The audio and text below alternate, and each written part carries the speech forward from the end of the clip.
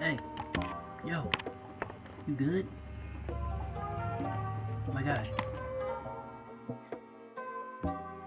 You good now? You just came falling out of nowhere. Where are you from? You don't know? Well, don't worry, I'll help you get back to wherever you came from. But right now, I gotta record something. What is up, my ohana? You already know when you come around here, the ohana gang's truly the one to fear. And welcome to episode 9 of Reaction Day, I believe. You already know we got a special guest right here. I mean, he fell out of nowhere, fam. What if y'all do not know what Reaction Day is? You all are missing out. I mean, yes, it's been a minute since I recorded a Reaction Day. But Reaction Day is just something we do every now and then. So grab a snack, sit back, relax. We about to react. Both of these videos are from UNSETTLING Entertainment. I'm 25 right now. This happened when I was about 15 or 16. One night I was skating on my skateboard. It was about 7 or 8 p.m. It was awfully rainy and muddy, and I had skated in some mud. The mud was all over my shoes. I mean, that's a nice skateboard. So I decided to clean them off in a puddle. I set my skateboard down and went to a puddle that was on the opposite side of a car, which was weird because no one else was there. I chalked it up to someone just parking there so they could take a smoke out in the woods nearby. As I was washing off my shoes, I heard a sound. The sound of a board being picked up and flipped over. Your skateboard. I quickly turned around and saw someone picking up my board and doing Those two something look like with the thugs. wheels. I was freaked out and said, "Hey, what are you doing with my skateboard?" They looked at me and ran off. I was pretty scared, so I grabbed my board and headed home. I decided not to tell my parents, as I thought it wasn't a big deal. Maybe just someone trying to take it, like a petty thief. Yeah, right. I brushed it off and ate dinner. A few hours later, I got tired and decided to go to bed. A few hours later, I woke up to the sound of glass shattering. I got up quickly and grabbed my baseball bat. I ran out into the living room and saw the same guy who had done something with my skateboard. First of all, how did you... I saw something in his coat. Oh, a knife. That's cool. No, it's not. I screamed, "What the hell are you doing in my house? I can call the police, you know." He said, "Oh, but you don't want to do that. I have a knife." Bruh. Oh, you don't want to do that? Man, watch me. Yeah, 911.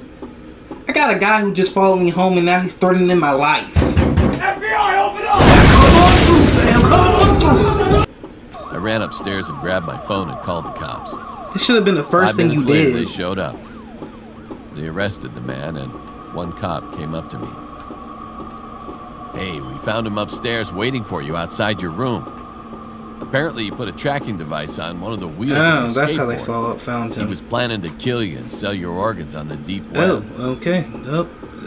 He went to jail, and I never saw him again. But I still get chills whenever I think of what could have happened to me. Okay, yep. That's not creepy at all. This happened to me 2 years ago, and I still think about it to this day.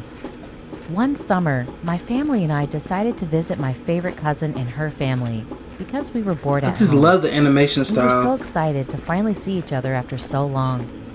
My uncle thought it would be a good idea to take us to the pool to beat the summer heat. We left the house around 5:30. Y'all, it's about like 80-something degrees right now. When we Probably got 90. there was barely anyone there but us and 2 or 3 other people. So we put our belongings on the pool chair and jumped into the pool. After a few minutes of talking and playing in the pool with my cousin, something caught my eye. As I glanced over, that guy looks like not the far same from guy us, from the there was last a scrawny episode. boy with brown hair. He had on swim trunks, and he looked like he was a teenager. I noticed his eyes were red and puffy, they're not the same, and his face looked like he was about to cry. I didn't really think much of it, and tried to forget about him while I was talking to my cousin, who apparently didn't notice.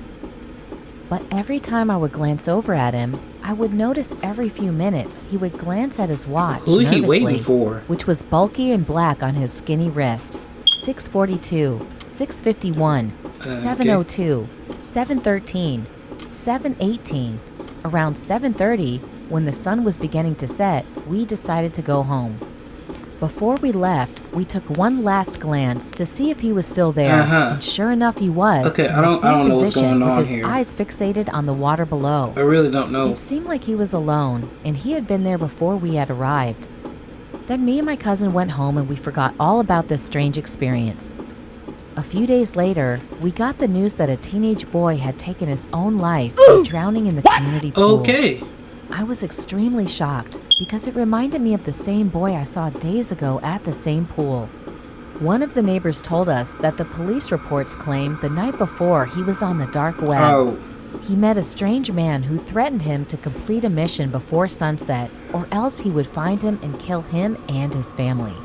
The mission was for him to go to the community pool and kill someone there and bring them the dead body of a young girl.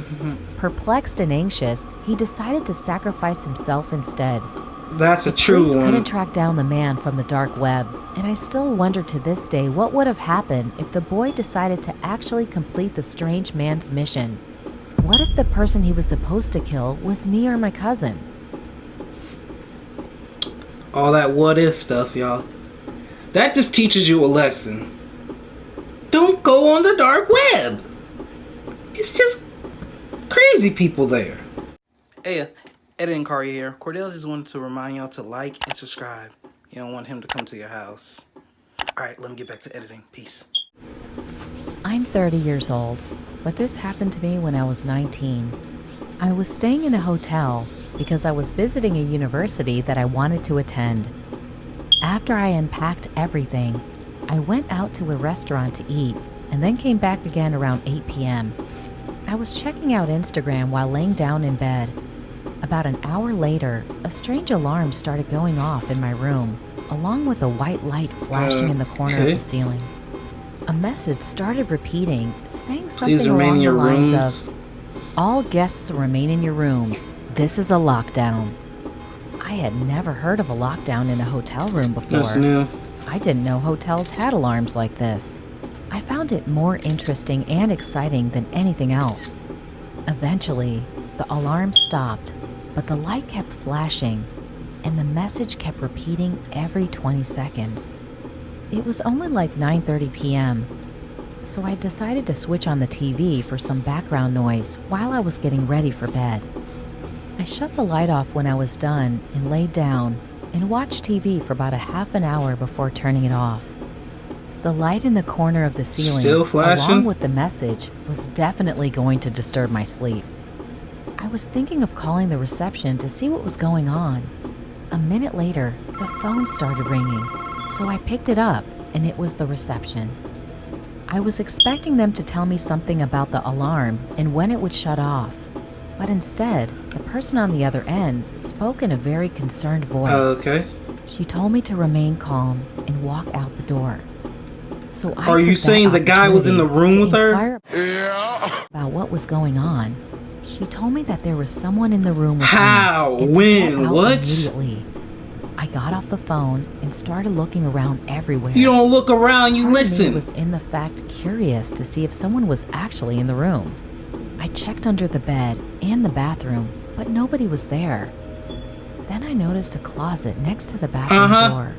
It was one of those closets with a wooden sliding door. It was open just a tiny bit, and through that tiny crack, I could see a person.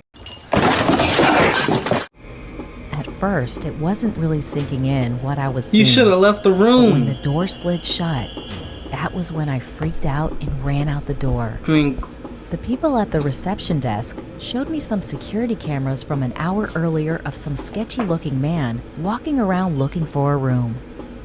When he got to my room, he opened it with a card he somehow got, and that was it. that's I strange. stayed around as the police came and took the person out. It was a man with brown hair, a top, and shorts. Okay, He looked that's like creepy. He was in his 40s, and he looked at me as he passed, as if he knew who I was immediately. It's scary thinking back that he might have been watching me for over an hour in that closet. Who knows what he would have done to me if I didn't get out of my room that second. I don't even know. So, your first lesson, Stay away from the dark web because it's nothing but trouble. Your second lesson: if there is someone in the room with you, you do not ask questions, you just go. Does that make sense? If y'all did enjoy this video, go and show a like button, some family love. If you're new to the channel and wish to be part of it, hit subscribe, turn on notifications so you won't miss any more extraordinary content just like this one right here. I really don't have a lot to say for the time being. Y'all stay safe, because this is nothing but trouble.